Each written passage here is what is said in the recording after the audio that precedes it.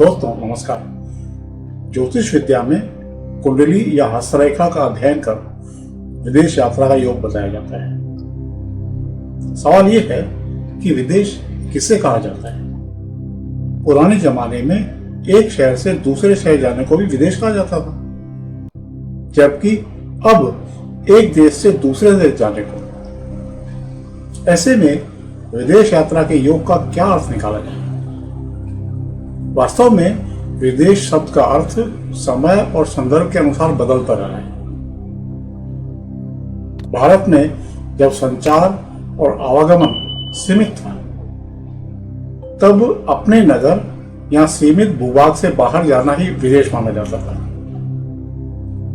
उदाहरण के लिए किसी गांव या राज्य की सीमा पार करके दूसरे क्षेत्र में जाना विदेश यात्रा कहा जाता था।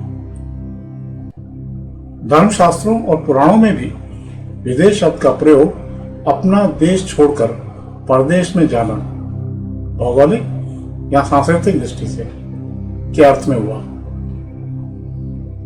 समुद्र पार जाना तो मलेच्छ भूमि मानी जाती थी और वह विशेष अशुद्धि का कारण समझी जाती थी। इसलिए ज्योतिष के शास्त्रों में विदेश गमन का महत्व काफी बड़ा माना जाता था। अब विदेश से आशय एक देश से बाहर किसी दूसरे संप्रभु देश में जाना होता है, यानी भारत से अमेरिका, इंग्लैंड, कनाडा या खाड़ी देशों में जाना। नगर या राज्य के भीतर यात्रा को यात्रा या प्रवास कहते हैं, विदेश यात्रा नहीं।